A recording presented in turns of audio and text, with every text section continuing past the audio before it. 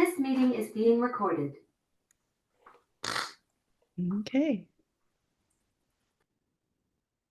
And are you ready? Yes, go for it. Okay. There.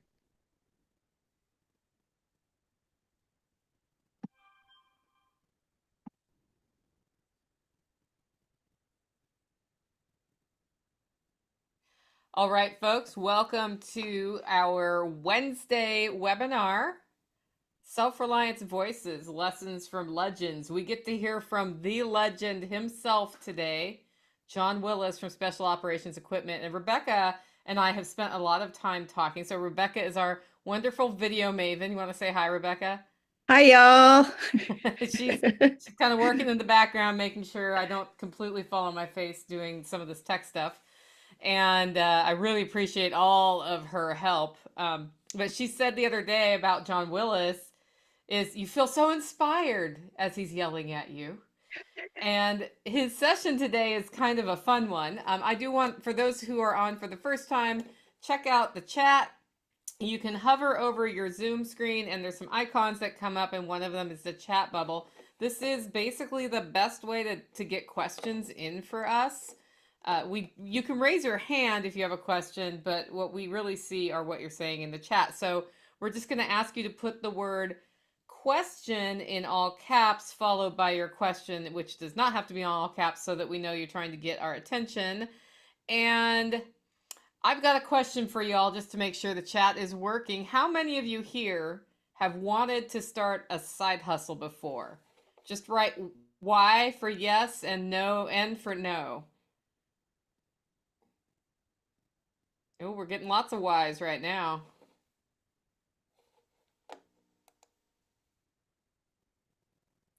One no, one N. Two N's. All right, guys, what side hustles have you wanted to start? Just curious. I think that one N is a lie, though. I think that was Sean. Is that Sean Mills? Just saying, Sean. He's like, no, I want a full-time gig, man. I'm going to start a full-time gig. Hey, while we're waiting for that, I want to introduce my co-host tonight is Spags, Bobby Spags from Spags Unfiltered. We worked together with the MP Shield on the Midwest Preparedness Project. He's actually the reason, I'm pretty sure he's the reason, that the Great American Preparedness Tour even exists. He was like, hey, let's all work together, and I like to work with people, so that worked out well. Bobby, say hello. Hello, can you all hear me? We were having technical difficulties earlier, so hopefully you all can hear me tonight. So yeah, we had technical difficulties with Bobby's mic up until 1 minute till we started, and I was going to do this by myself. That's what was going to happen. Saved by the governor at midnight. Spags plans to be the general store during SHTF. Yep, I have what's called the Buyers Club here in Northeast Kansas. I work with Tag and Patrick Henry and a bunch of the folks you've met. And what we do is I have a tax certificate to be a reseller in the state of Kansas. And so I can get things at wholesale.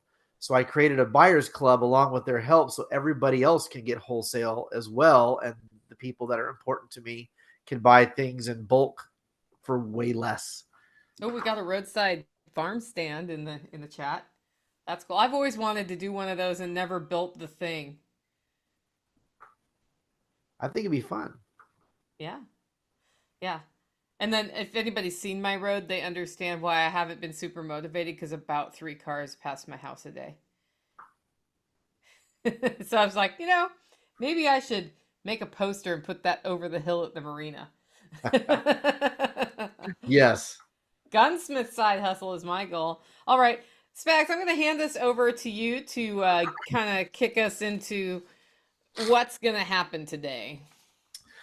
Okay, well, first off, I want to tell everybody about my first time going to SRF. I've been to SRF 3 different times now, and it is absolutely my second favorite preparedness show there is, only second to my own, which is Midwest Preparedness Project.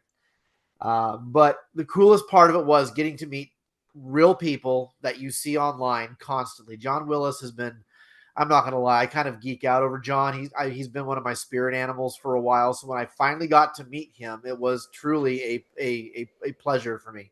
And getting to meet him and realizing he was just like everybody else, and he was actually pretty humble and nice in real life, even though he's got that complete asshole aesthetic that makes him so charming online.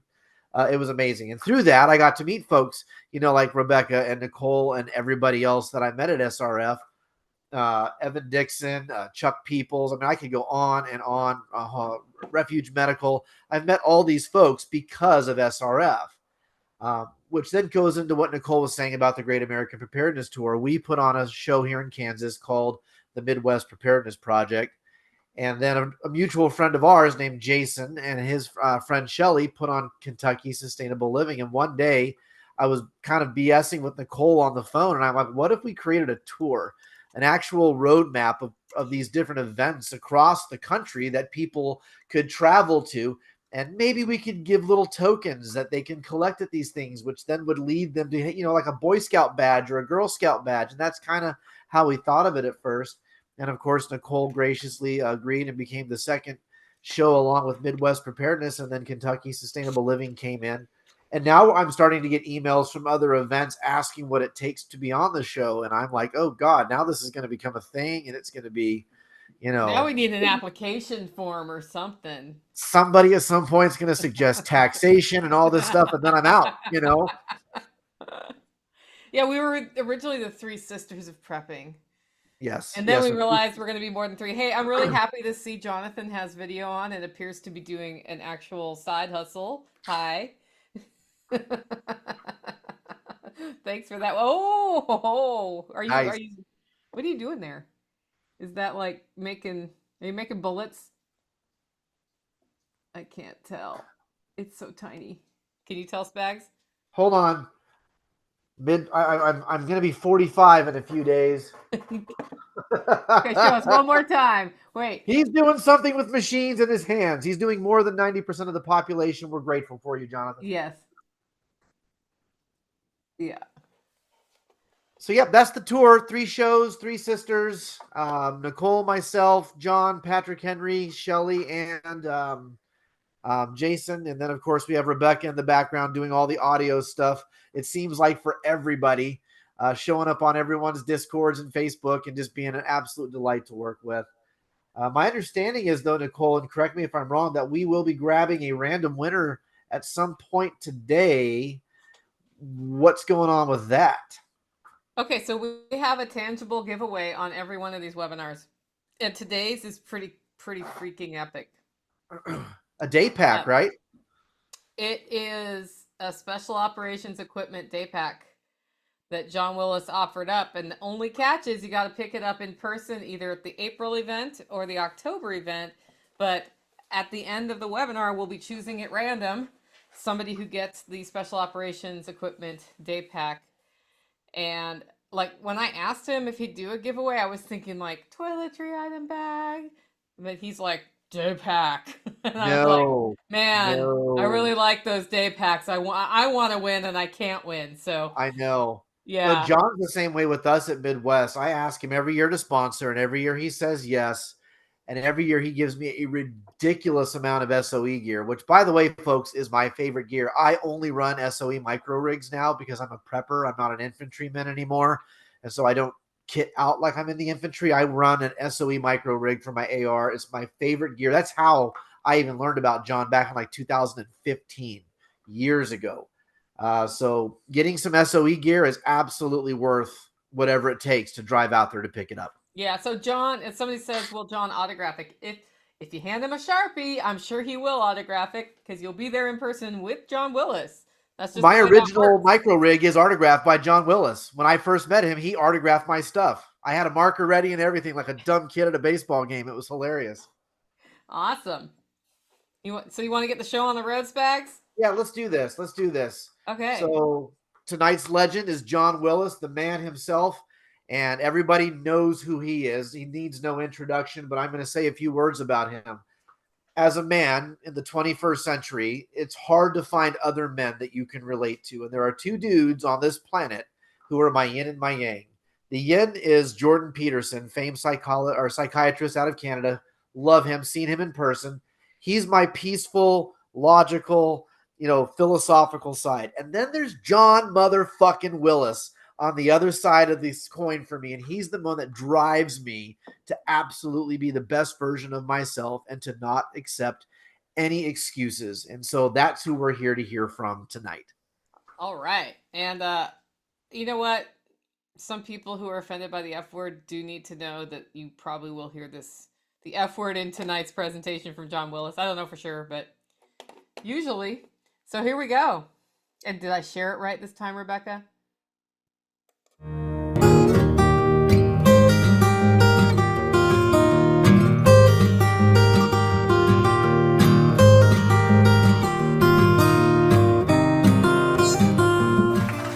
All right, what do we want to talk about? Hey, South Africa. Can I ask the first question? Yes. What in the world came over you to decide that something like Self-Reliance Festival would be fun to have on the compound? Well, I didn't want to have it like this. I just said, we used to have parties. We'd have, 1,000 people come from around the world to hang out. It was machine guns and giant bonfires and rock bands. And during COVID, I just kind of quietly said, hey, we're going to have a get-together. And 200 people showed up. Nicole was here. And at the end of the first day, I said, I told everybody, I'm like, there's not a hot air balloon ride. There's not flamethrowers. And they're like, we just want to see the rabbits. We just want to see the aquaponics. And at the end of the day, about midnight, I got in bed and I said, I am beat. And Amanda said, you've been running around all day long. Next day, Nicole said, what do you think? And I said, well, I think that people are hungry for this. Maybe we should do something, kind of like Jack's doing, kind of like Nicole's doing. And she said, how much involvement do you want? And I said, well, I want you to do all of the work, and I want to take all the credit for it. And that's what's happened. She does all of the work, as do these other folks. And it's work. I start every year. I'm like, all right, I got 6 months to work out and stop eating donuts and maybe make something grow here. And we start about 3 days ahead of time. I'm very lucky that Davis Lester was here, the young man that's shuttling people back and forth, because he fixed all of the gravel and everything that I just run around in circles with the skid steer and just destroy everything, and he came through and cleaned all of it up. So that's the truth. All right, well, the first question is going to come from Jack Spirko. Oh, shit. I'm going to ask it for him. He wants to know, how do you sleep faster? There's a couple podcasts, Brad Lee Dropping Bombs. He does some stuff with Ed Milet, Andy Frisella, kind of Tony Robbins kind of stuff. And those are all very high-performance individuals. They have access to anything. And I heard Brad Lee had Brecca on, and he's a hormone optimization guy, high-performance guy. And he said, you need 8 hours of sleep a night. And Bradley goes, well, I sleep 4.5 hours every night, and I go to bed at midnight, and I get up at 4:30, and here I am, and what would you say to that? And he said, I'd say that you have very high testosterone. And I said, that's exactly what I do, and I do supplement testosterone, and I have several other things. But I am excited to get up. Like, I do find myself when I go to bed, I constantly look at the clock. I don't use an alarm. I've not gotten up with an alarm in, years. And it's typically 4:30. Now, you see what we show you, right? And the truth is, there's weekends where I'll sleep until 2, 3 in the morning, or 2, 3 in the afternoon. So, it ebbs and flows. I can sleep a little bit, a lot, and then sleep a lot, or I can, do it. I do think that the more you sleep probably adds time onto the back end of your life, but I look at it as that, realistically, I'm going to live to, 150 years old. So, I can still perform right now at 52, so I just use that time because I don't think I'm going to be able to do as many things as I'm older. All right. What's the real answer? What were you looking? What do you think? I was looking for a joke. Oh. I've heard your videos where you're up like 4:30 where you quit bitching and sleep faster. I make those videos because if I could get up and just go to Instagram and see that video, but they don't exist because Andy Frisella doesn't make his videos until, I don't know, 2 o'clock. But that's the deal. Do you think I need more sleep? No.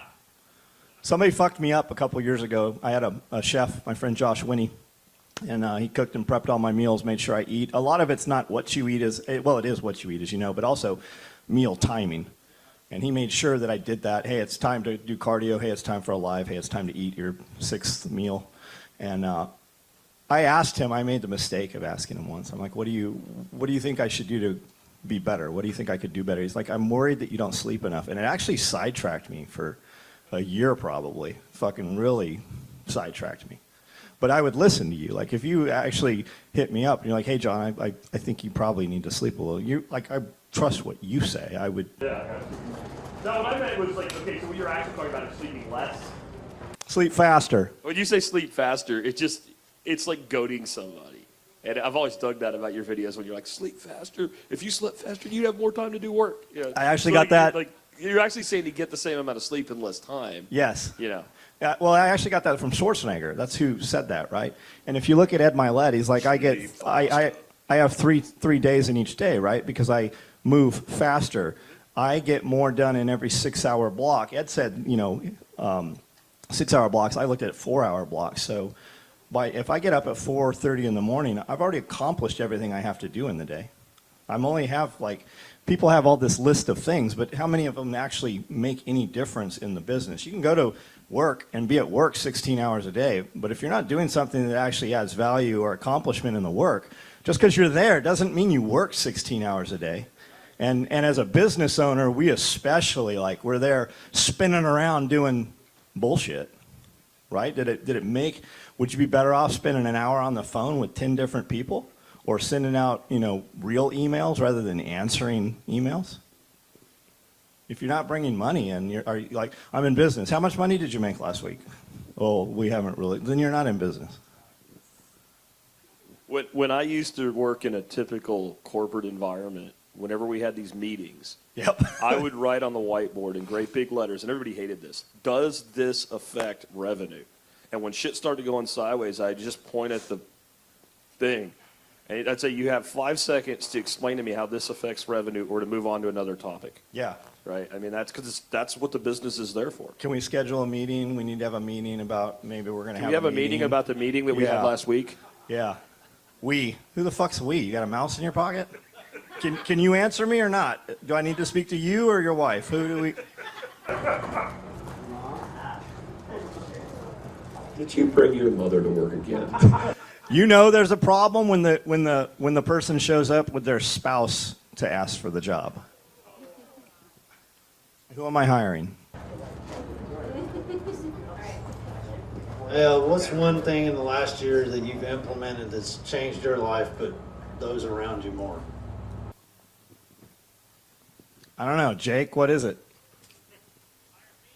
I hired Jake. Anyone else have? Ask me that in like 10 minutes. I'm sure there's an answer to it. What do you guys want to ask John? This is the hardest thing I do. I don't like talking in front of people. Oh, we got someone. Hold up. So I'll be happy to step down from here. You know, that's the second scariest thing in the world. Dying and talking to people. All right, Jody, I got a question. What's your main motivation behind being your main drive, your motivation? Selfishness, probably. I mean, I don't want to work for somebody else. I mean, I've done all of that. I think kids are like, I need $20, to work at McDonald's because I got to pay my bills. Well, motherfucker, that's not a career. That's a job. You're supposed to work at McDonald's, so you don't want to fucking work at McDonald's. You're not supposed to be the greeter at Walmart for 20 years. So you need to work jobs that you don't. When I was 13, I took a bus and transferred 2 buses, 90 minutes to get to McDonald's to legally work at McDonald's at 13 and a half years old. And then when I was 14, they would drop me off at construction sites with a pickaxe, a wheelbarrow, and a shovel and a sledgehammer, and I would break up concrete slabs all day and then wheel them up front. And it was always a discussion in your head whether you're going to hit these concrete blocks more to break them up so you don't have to lift them, or do I want to swing the hammer so they're not as heavy when I have to put them in the truck? We roll them all around front, and then when the truck got there, you'd throw all this concrete in the truck again, and then we'd go illegally dump it somewhere. So I know I don't want to do that, right? I thought I don't want to do this, and then I was like moved up, and they gave me a bucket and muriatic acid and rubber gloves. And you're like, well, I probably have these gloves, so this acid doesn't burn my fingers off. But inevitably, if you're doing the job right, you've wore through the rubber gloves by the end of the week, and now you've got the sand and the muriatic acid eating your fingers off. I know I don't want to do that. I'm not a good employee, so I have to maintain a business so that I don't have to be an employee. So to be able to do the things I want to do, you know, I did, like I sewed stuff as a hobby. I never intended to do it as, I don't know that I intended to do it as a business. But to scale it, you have to have employees. So it's kind of the point where I don't have to run this company. We're doing other things, and it's almost like if I quit doing this, we could make a lot more money doing these other things. But we continue to do this because I have people who have moved here to work for me. And if society collapsed, I would like to have those people here with me, and this is a good place to be in. It's a good place to live. So I guess, I don't know, did I answer the question? You know the frustrations I have. You have human beings that you have to maintain that work for you, Chris. You have a lot more than we do. I'm like, I'd have left that dude right there on the side of the road. You have a lot of wood chippers. All right, who's got more questions?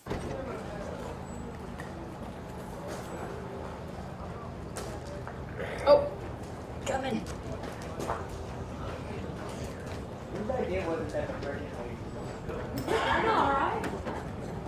John, I hear you talk about, getting rid of your can't. In my own life, I get kind of a lot of negative thoughts coming through a lot of times, and sometimes you feel like you're really not worthy of success, at least for me anyway. I don't know, what kind of tips maybe do you have of like a routine or something that you do maybe personally that helps you get rid of that can't? What do you do? I work in a prosthetics and orthotics shop. Do you hate that? No, it's kind of helpful. Like, we help kids that have disabilities be able to walk again. This isn't my career that I started off with. I started off in engineering, but I kind of was a government contractor for a long time, and just didn't agree with that anymore, and left that and picked this up. I'm doing it right now, but with, I do a podcast and things like that, and trying to push myself in different areas. And but yeah, those negative thoughts come in sometimes. What are the negative thoughts? Just not, being able to live up to maybe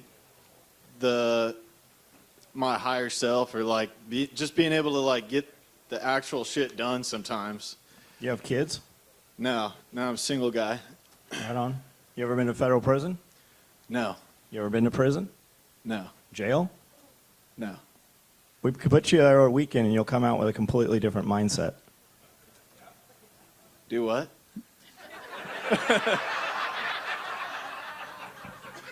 You're bored.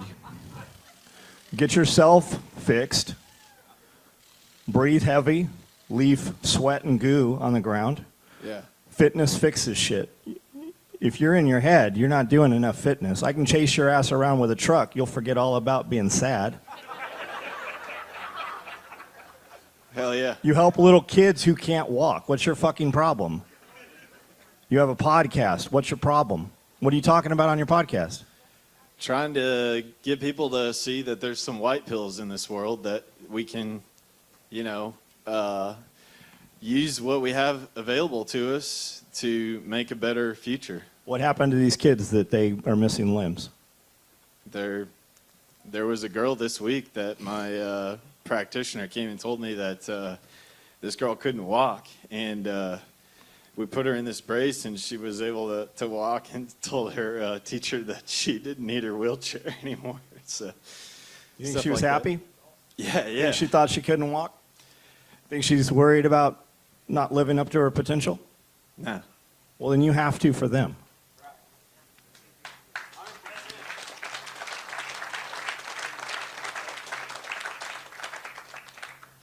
Why don't you start a social media page, Instagram, just showing these kids progression? You don't have to name the kids.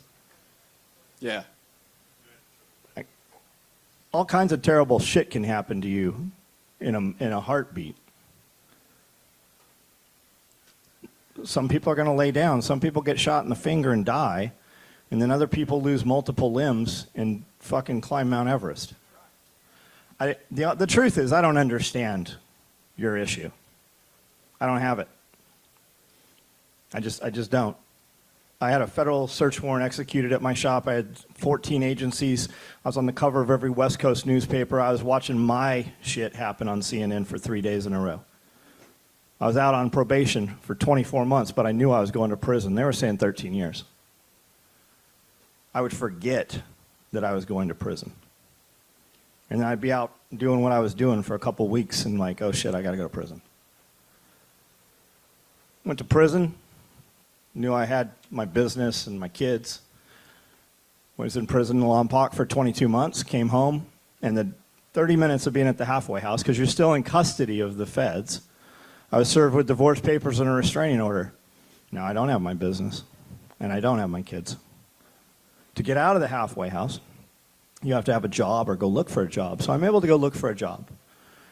And I walked into a pizza place and I said, I'm on federal probation. I just got out of prison yesterday. And you're going to give me a job. I don't have any identification. I don't have a social security number. I have nothing to prove who I am. You're going to hire me and I'm going to come to work tomorrow. You're going to give me a week to have all of my documentation. And if I don't, you don't have to pay me. And they said, okay. So I started going to get my documentation. I went to my bank and I said, where'd my money go? I left at 120 grand in the bank. I had 100,000 accounts receivable. And he said, 3 weeks ago, your wife walked in here and closed this account and it went to this account. But I had zero money. So I know, does that fix anything, right? So I was working part-time at this pizza place, but I didn't want to stay in the halfway house, so I went and looked for another job. By the end of the week, I had 3 jobs. I was working 80 hours a week. But I had a cell phone. When I left, texting didn't exist. So I'm driving around. I'm able to drive around doing pizza stuff. Really, I drive and then take a long time to get back because I'd stop and talk to people. But I called my vendors and I said, hey, I'm back. We've done a lot of business. I don't have any money, but I need you to believe in me, and I need you to take some of the end cuts and the webbing and stuff and send them to me. Will you do that? We don't know. But then stuff started showing up at my mom's house, and some people sent a couple rolls of webbing and a couple pieces of material. And I just stayed busy. And I made $960,000 while on federal probation, while working 80 hours a week in my business, SOE, out of my mom's garage. Hell yeah. You're just not busy enough. I hear that. Yeah. And you need to go someplace where people are going to hold you accountable. You need to walk in a gym and be like, hey, hold me accountable, fix this. You need to start your journey right now, whatever it is, and tell the world. Because people are assholes, especially the ones you don't know. They're going to be like, did you go to the gym this morning? What happened? Did you go to the gym this morning?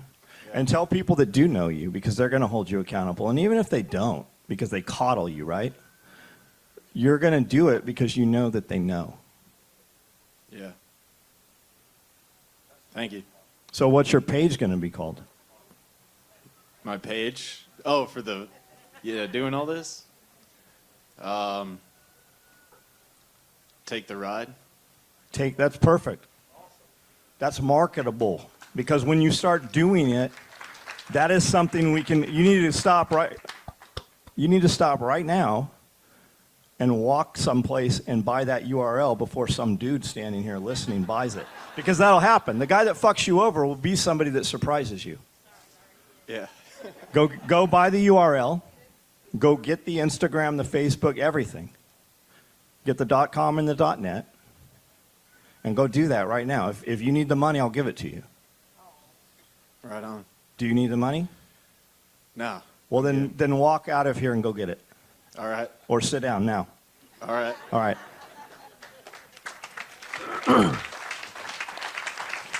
I wish somebody would have told me that.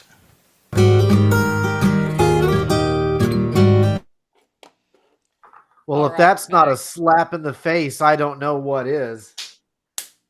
But there were some very key moments that happened in a short period of time that I think some people in that audience absolutely missed.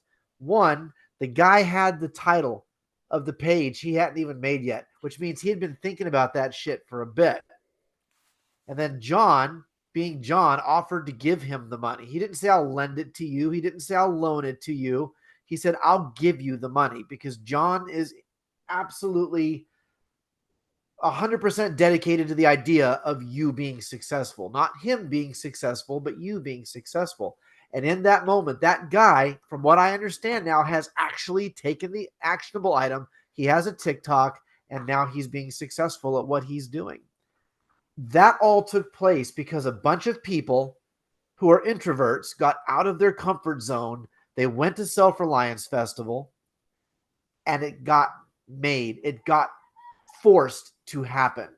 And that's what you're going to find when you come to these festivals, when you come to these events. You will be forced out of your comfort zone, and guys like John, gals like Nicole, people like me, we will hold you accountable, because we hold each other accountable. We text, we email, ask Nicole. I blow her shit up constantly. She blows mine up. We hold each other accountable, and that's what we'll do for you. So get off your ass, get out of your comfort zone, and go to Self-Reliance Festival. Yeah, so I've got a question for y'all who are here today. Is that what you were expecting? Y or N from this session today? Margot's got a no. Rachel's yes. Marcy yes. Gaines girl no. So this guy, I'll just let him come in. This guy friended me on TikTok, and I was like, oh, I recognize that face, but I don't know why. Because, you know, I saw the session happen, and I saw his face, and we even talked at the event, but you meet a lot of people at these things. And then every video is of him doing push-ups, carrying things up and down stairs. And he's definitely smaller now than he was then. And he didn't join a gym. Basically what he's doing is, well, I'm here. There are stairs. There are heavy things I can move. There are, you know, just body motions I can do, sit-ups and all sorts of stuff. And I haven't looked at the attendee list to see if he's coming, but I really should do that. But I hope he is, because he's a totally different person than he was last October. So, yeah, Rachel's like, I listened and watched to John Willis regularly, so yeah. So it's about 50-50 yes, no, with a little bit more towards the yes side, which means some folks know about John Willis and what you're going to get when he talks. That would have never happened had that guy not been vulnerable and asked the question, though. So we try to put John late enough in the festival that people have gotten over the hesitation to be vulnerable in front of people. The shyness. Yeah, Yes. because the best thing you can do, whether it's at Self-Reliance Festival, Kentucky Sustainable Living, which is this weekend, or at the Midwest Preparedness Project, or Jack Spirko's workshop, or my workshop, or Exit and Build Land Summit, or any of these things that are happening, is be willing to be vulnerable enough to ask the question. Yes. And you can do yourself a favor if you can also condense the question to something that is short. Yep. Which this guy did. And then let the speaker ask questions. John had a lot of follow-up questions for him on that one. Yeah, allow yourself to be fished out a little bit. if you just have diarrhea of the mouth and explode the whole thing at once, you're generally going to lose the person you're talking to. But if you put out the nugget and allow the person you're talking to kind of fish out the details, that's when a lot of success happens. Active listening, active talking, both at the same time. It's pretty amazing to watch it happen in real time. So also at this event, a friend of mine who I knew a long time ago, probably by a long time ago, I mean like 5 years, showed up. And her name is Willow, and she had just sort of fallen out of our community because she had babies. And when you have babies, you have to feed babies and take care of babies. And she just sort of circled the wagons and was not out and about much. And she was facing a similar conundrum. Like, she's back, she has time, you know, she's homeschooling the kids, but she now has time that she can start something again. And one of her skills is graphic design. And she's like, yeah, I can do that, but I feel like a higher calling, and my secret sauce is that I spread joy, but I have a very realistic look at what's going on in the world. And so what should I do? And we ended up having a project accelerator for her after Self-Reliance Festival, where she just brainstormed different ideas. And what she ended up doing was starting a YouTube channel called Sunshine Prepper. So she has a weekly segment on Toolman Tim's now because of that, because she met him at Self-Reliance Festival.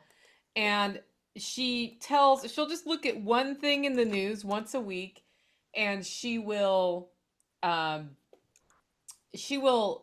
talk about it with her cheery disposition, and she'll be like, all of this gloom and doom is happening, happy feelings. And then she'll say, and this is what you really can do.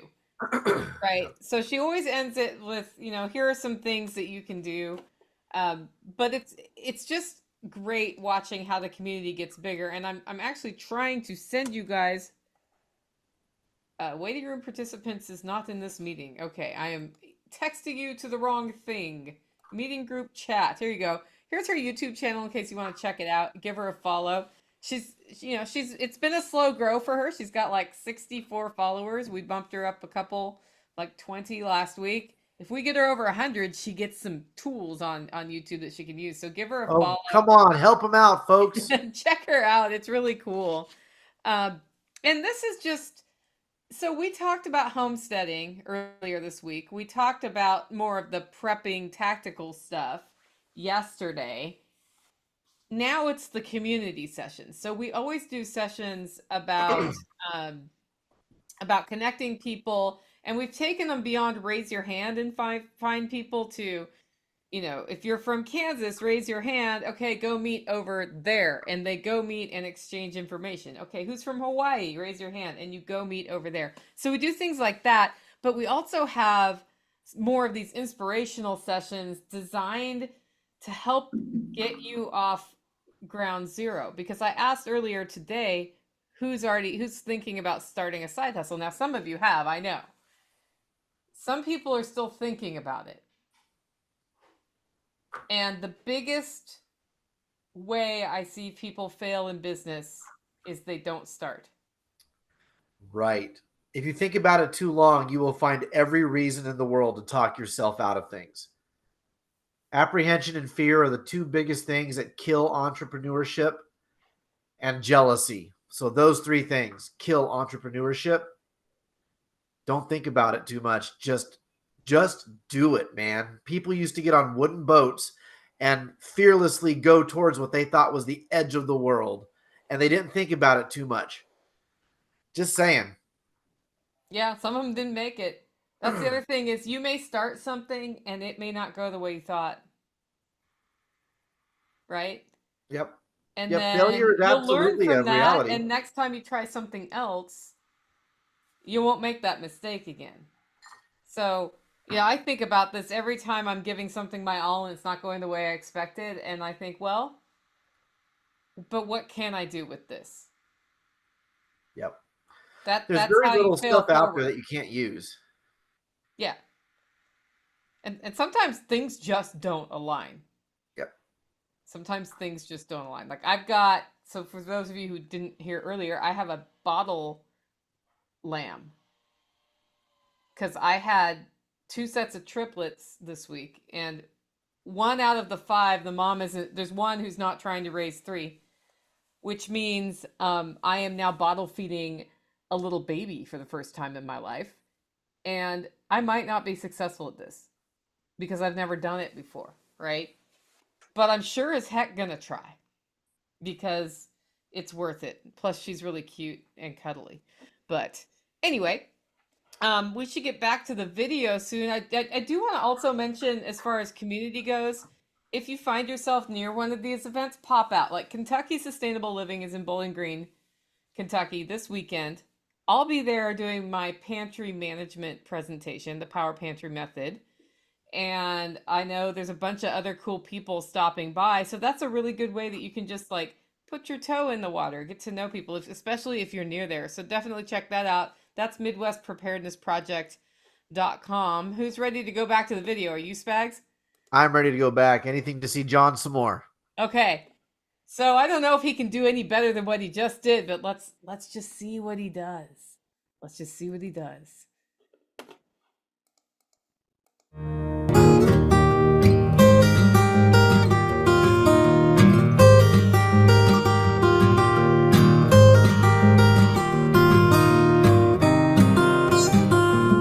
I spend a lot of time. The truth is I'm lazy. And the truth is I don't think that I've done enough. I don't think I raised my kids as good as I could have. I don't think I've run my business the way it should have. I don't think I'm friends to my friends the way I should be.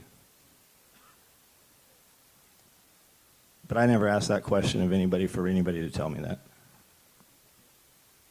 Wow, powerful. And for anyone curious, what is the name of your current podcast? It's called the Tinker Tribe. Tinker Tribe. Tinker That's a Tribe. good name, too. The Tinker That's Tribe. a good name. Where is it? You can find it on YouTube or Odyssey right now. Good. Holy shit, it's Ho Chi Minh.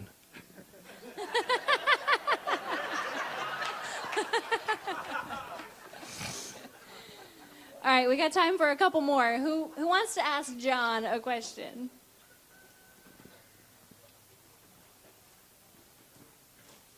Someone make the pregnant woman run.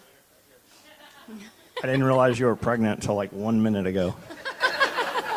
I actually don't have a question for John, but I want to ask this guy that you've been talking to. Fellow with the hat on. Closer to your face. Taxation without representation guy. Hey, why should I follow your YouTube channel? Tell me about it. Feel me inspired with it. Make us all go there and follow you, dude. Don't say, I have a channel. Say what the channel is and why we should go there. Because I want to follow you, but I want to know like what it's about. Wait, let me run over there first. You're not the guy that tagged me with the combat cocks on his thing with the other guy and the chick? No, I didn't do any of that.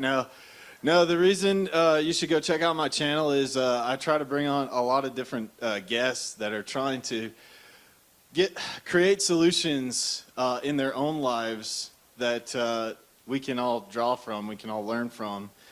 And I come from a philosophy of agorism, which means that we can get around the state by using the black and gray markets. So by withdrawing some of the money that goes in our form of taxes through like sales taxes and things like that, if we can work together and form our communities, then we can basically get around a lot of the state, like Jack says, a lot of statist jujitsu things.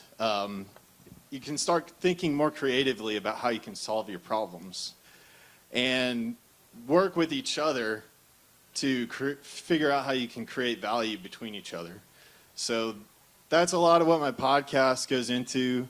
I try to talk philosophy, I cover current events, I bring on guests, and so I hope people get value out of it. I really want to see humanity thrive, and that's the main purpose behind what I'm doing with the channel. Is there's so much negative crap out there that people are always shoving in our face through the media, but there's so many solutions. Like, there's all this new technology that we can use to our advantage to accelerate our progress and, be able to take care of ourselves instead of having to rely on somebody else. So that's the main thing that I want to talk about, and why I think that if you like it, come check it out, come subscribe, and I'd really appreciate it. I have some questions real quick before we move on. What kind of cryptocurrency are you holding? Monero, Pirate Chain. There's this other thing you might not have heard of. It's called Bitcoin. Bitcoin. I hold Bitcoin. I hold Hodl. Ethereum. Ethereum, some Litecoin. And I'm big into the privacy space, so. Never mind. I was going to say, if you cashed it out, what would it be in dollars right now? Don't answer that. Okay, one quick thing on this. How many content creators are here right now? Raise your hands. How many of you have seen people you'd really like to sit down and interview while you're here? The blue tent has a recording rig that Bob Lester put together so that we can do that. You are welcome to use that blue tent that's just behind this tent anytime you like. Back to John. Awesome. There's a lot of people that think that things are hard for them or they haven't done stuff. There's people here that snuck into this country that are here right now. They weren't born here. We were all born here. Like, we have it easy. There's no reason we shouldn't be doing amazing things. Because there's people here that literally came from war zones to be here, to raise their kids here. Like, there's nothing, for most of us, there's nothing that would have pounced on you when you went out of the door. Nothing was going to kill you. And there's a lot of people that say that things aren't going to change. They're only going to progressively get worse because everybody's too comfortable. Most people have never lived in a house without power for months or even days. You have children that commit suicide when the power goes out for a couple of hours in big cities.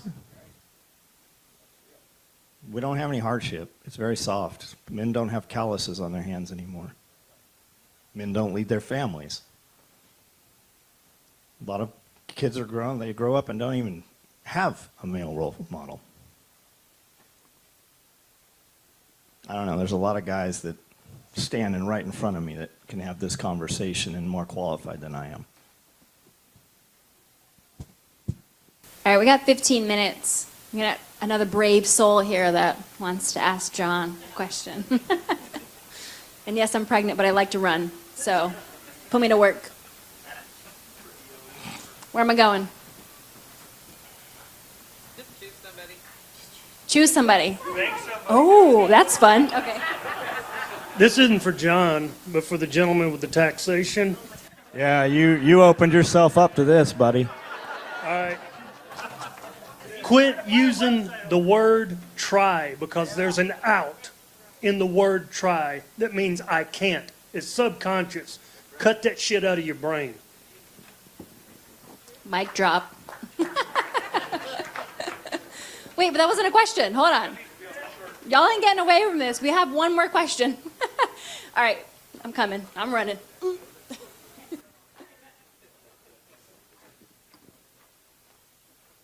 What do you say to impossible? Is there an impossible? I mean, what's impossible? I'm going to sprout wings and fly around here? Maybe. My answer's always been, it just takes a little longer to fix. That's right. Yeah. What is that saying? There's more to that saying. That's the only way I ever tried Yeah. it. I've had employees. I've been self-employed. I'm retired now, and I always disagreed with impossible. Yeah. We do things here on the property or even places, right? And they might look a little difficult to sometimes, and why don't we do this with the tractor or whatever? But the answer is we're doing it in a manner that I want the story told 5 years from now. And a lot of times it's when we're doing something, it's because I have waited too long to do it, right? Every day I'm going to move these things, we're going to unload this stuff when I've got 5 dudes here, but I never do. I do it by myself in the dark every night because The dudes are doing real stuff that makes a difference in the building to most of the people in the building when unloading the straw bales doesn't affect anybody in the building, right? But you'll have people like, why are we raking out all these wood chips? Why don't we just use the tractor? Well, the real answer is that when we run the wheels out here, it makes ruts. And we have rain coming, and we're going to take all those wood chips we spread, and we're going to lose them all. And now it's wet, and we can't run the equipment, and now we're going to take all of that, and we're going to move it one shovel at a time. And instead of doing it in 1 hour, because you were soft that day or whatever, and we used the tractor, which also took an hour, now it's going to take 24 hours to move it all back up the hill because we lost it. It's not always what it appears. And we do a lot of things in a manner that I want the story told later. A lot of things I do, I'm like, what is this going to look like later? And I wonder, there's some amazing things, nearly impossible, especially with special operations stuff, right? And I wonder sometimes if those stories happened so that the story could be told differently afterwards. And some of it is. So mine's not necessarily a question, but more of a statement you can piggyback on. Something you said that stuck out to me that means a lot is, I haven't necessarily been the best father, best friend, best businessman, but someone that says that is the man in the arena. Like Tactical Response talks about a lot, that saying, the quote about the man in the arena. You've actually went out there and you've been marred and scarred and you've been in battle. You learn from your failures, but you're out there doing the work. So let's touch on that. There's failure in anything you do, but if you don't do anything, there's never any risk or any failure that you can look back on. Are the things we did really hard, right? They may have seemed hard at the time. My friend Lance over there said, we went to Colorado and I was going to move 30 miles at, 13,000 feet elevation. And he said when we got there, they took our phones away and they took our watches away. And he's like, every step, I'm like, this is killing me. This is killing me. Oh my God, this is killing me. And at the end of the night, when you're sitting there in front of the fire, you're like, I did it, right? It's calibration. You're not going to go in there and bench 365 pounds, especially if you can't do 135, but you're going to build up to it and you're going to do that 1/4 pound weight at a time. That's why they make those little tiny weights. You can and they're cheaper to buy. You can just add them up. And you have to build. You have to have skill and experience, and it's calibration, really. I think a lot of it is not even that you can't do it, it's that you didn't know you could do it. The dude that broke the 4-minute mile, nobody ever did that until he did it, and then 45 other guys did it that same year? It's wherewithal, scars, calluses. Nobody's pressure tested anymore. Okay, I have a question from the digital pass holders. Let's give the digital pass holders a big applause today, guys. This comes from Kiriaki and Sunil, and the question is, as long as you can, will you always sew? Do you have other artistic and creative outlets? I don't know, do I, Amanda? Will I always sew? Yeah, I probably will. I do it because I like it. It's really like when lazy motherfuckers watch TV, and I'm like, you have plenty of time to watch TV. But really, I do the same thing, right? I sit on a sewing machine for a couple of hours. That's back to that, is what you're doing really make a difference within the business? And that's me being lazy, really, when I sit on a sewing machine and because I have YouTube on, and I'm consuming content. And I'm like, well, you guys have a lot of time for content. And I'm like, well, that's my research. I got to get on here and do a podcast, my current events. I have an excuse, and it's not okay for you. It's okay for me, though. And that's what that is. I sit, so, yeah, I do. Sometimes I like to make new things. When I wake up at 6 on a Saturday morning, and I'm like, I want to make this thing. And I've, for some reason, been, dreaming about it, right? So I get up and build it. But if at noon, I'm like, I'm kind of hungry, let's go get sushi, I might not ever come back to that project for 6 months, a year, because I've already lost it. I'm not excited about it anymore. But I will always run a sewing machine. I used to go out skiing or scuba diving or whatever, and it was always this thing we were going to build. I always went back to that. I worked to have money to be able to build things, and then people wanted to buy them. I actually went around for years buying back all that first stuff I made for people, giving them new stuff. So, in the last year, what would you say you've done? Well, how have you changed the most personally, and what caused? I don't know the answer to that. You tell me.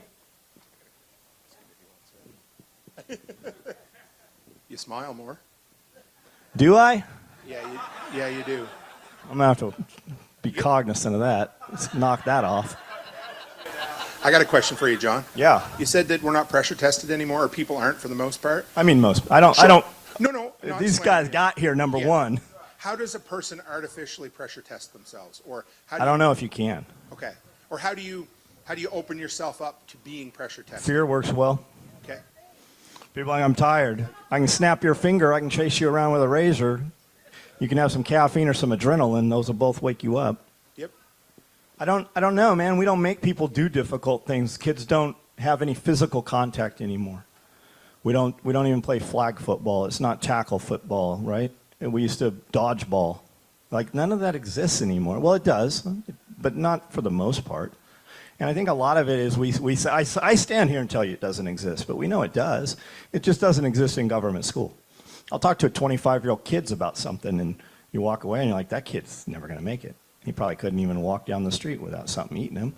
And then I talk to another small person, and I'm like, holy shit, how old is this person? 6 years old? Oh, you're homeschooled. I see what's happening. And it's weird, right? We were having conversations earlier about that and how the system comes after you when your kid misses a couple of days of school or something, right? But it's really as simple as in a lot of places. It's, yeah, we're not going to do that shit anymore. Now you don't, it's only because you're enrolled in the system. How many people didn't take their kids to school in the last 3 years? I know hundreds of them. Like, I actually know them. And it was as simple as like, hey, where's your kid this year? No, we're not doing that. We didn't we didn't give notice. We didn't say, hey, can we? We just stopped.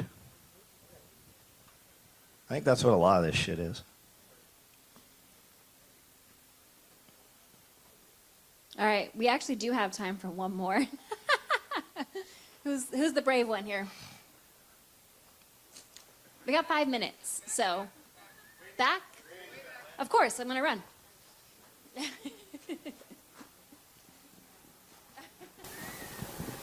Knowing what you know now, what would you tell your young self? Move faster. If it's not important, don't do it. Do everything you do in a manner as though it's important to you, and if it's not, why are you doing it?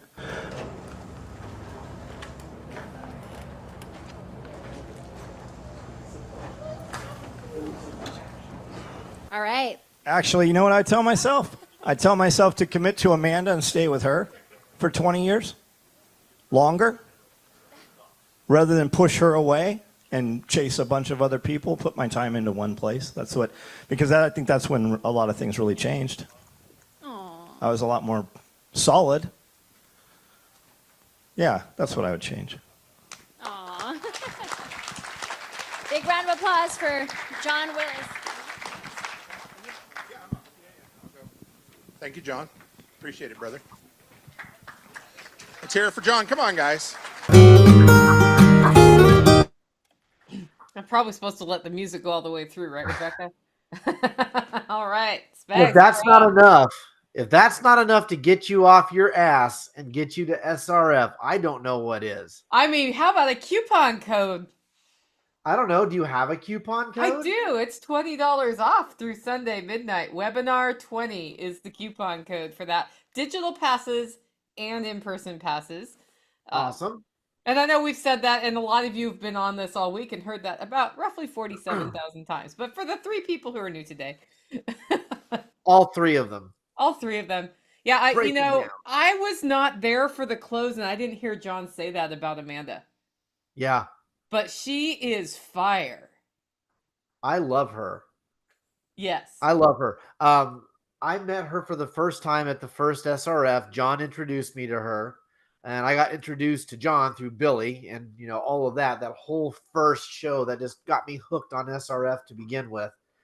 And man, she is something else. You get to meet her and you get to talk to her, and you realize that she is far more layered than you would ever imagine. She's an incredibly fun person. And she's also fast, like sharp. Yeah, she is. She handles all of his, smalls, the sales and stuff throughout for the whole weekend. And there's a trillion people walking in and out of that building the whole time. Hey, how much for this t-shirt? How much for this polished rock? How much for this combat cock? And she's got it all in the back of her head, and she'll just take your money and hustle like she's been hustling her whole life. Yep. She is not afraid of hard work.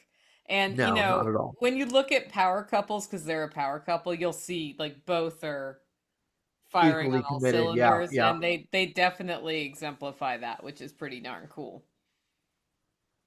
So do we want to do a Q&A with the folks in the audience? Yeah, does anybody have questions or comments or discussion points? That's a good question.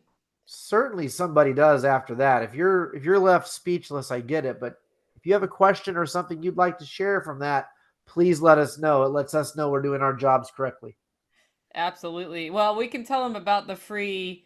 So we are now on day 4 of the 5-day webinar. And this time you don't get another SRF session. But who here has ever wanted to know how to make cheese? Right? Yes. I am doing yes. a cheese making course at Tactical Responses Alumni Weekend in July. And it's going to be my people's cheese, mozzarella, from the country So shaped as a boot. I have done a webinar on how to make mozzarella without having to do the boil and stretch, which Yeah. I can do the boil and stretch. My confession is when I had done this, I found it very tedious, but I found an easier way to do it by using your microwave. So you get a link to my mozzarella webinar, and it will be available for the rest of your life until I shut down my YouTube account. So it's not going to expire at midnight on Sunday like everything else. And Rebecca's just put it in the comments. And yeah, Margot says, I can't eat it, but I want to make some cheese. Yes. So I got this 2 gallons of milk this month in trade for some coffee. And I made almost cottage cheese. That's a totally different story. But yeah, I was going to make mozzarella originally. And when I did my pantry challenge in January, where I was not allowed to go out to eat or go to the grocery store for the whole month, as usual, I went into it. Ooh, I got balloons. And I know. And I went into it without enough cheese stored because I just don't store enough cheese. And last year I didn't make cheese. So I was super lucky because you were allowed to source stuff from farms. And Dawn Gorham from our community came out and brought all this milk from her cow. Nice. And I made a whole bunch of mozzarella. And we just had mozzarella all month long because, I don't know. Other than that, That's I had awesome. like the cardboard pre-shaven horrible Parmesan that's not really Parmesan in the green. You know what I'm talking about? Yeah, the dandruff in a can. Dandruff. I mean, it stores really well though. It does. It does Well, store I have a well. story about that. If some preppers will get the little spice packs from like Pizza Hut or McDonald's and they'll put that in a drawer. Don't do that with the Parmesan cheese. I did that with the Parmesan cheese. And I opened one up without thinking one time and threw it on some leftovers at work, and it was all brown and nasty. Oof. No, don't do it with fake Parmesan cheese. It's very important to share best practices with each other, guys. So if you got nothing else today, you now know don't store the pizza parm in your drawer and then open it up without looking because it will go bad in that little packet. It will. It Yeah. will. Yeah, It Ian sounds says, like your Nicola, cheese idea sounds is- like you need a cheese cave. I absolutely would love a cheese cave. Yes. I have a wine fridge that I can set that I age cheese in.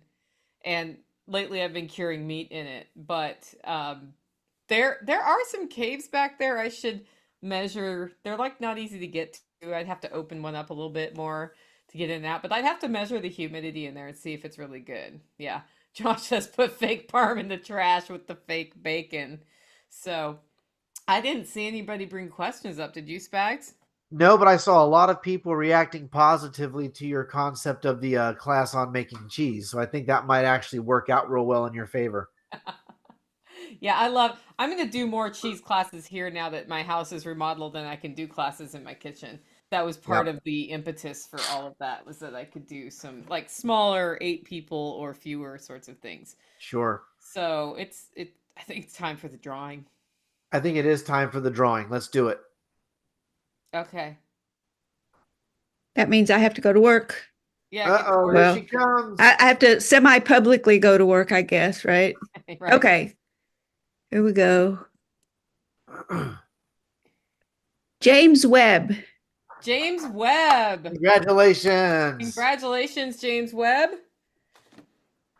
You won an SOE day pack, which is a Dude, you better drive badass over there and gift. get it. Yeah. You better go so- get it. I will change my name to James Webb and go get it if you don't. That's what I should do when I see Yeah. John. Hey, John. I'm James Webb. So, James, just shoot me an email. We'll work out details on that. Congratulations on winning the day pack. We expect to see pictures and for you to tag SRF in the pictures of your day pack and how delighted you are. So Correct. yeah. Proof of life. Proof of life. Proof Picture of didn't life. happen. Yes. Congratulations. Okay, so Spags, you know what's happening tomorrow, right? Our Ooh, last I don't know. webinar. Oh, yes. And what's it going to feature?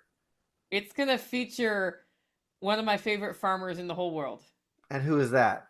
Joel Salatin. No way. Yes way. You picked him up a second time? That's awesome. No. We're doing the webinar tomorrow with Joe Salatin. Right. But he was at the last SRF. Yeah. So I actually, that's another thing. I won't spoiler alert that one. But his session, Homestead Tsunami, guys, so you're ready for this. I gave him an hour to talk. I think he went an hour and a half. If we're going to play that whole thing, it's going to go late tomorrow. It's going to go late. Okay. So just plan on that. And if my video goes mute, it means I had to get up to pee or to get another tea or whatever. So after this, of course, we'll have what we always have is the email will come out and it will have the link to see the replay of this in the email as well as your join link for tomorrow night. And then you can watch these all through midnight on Sunday.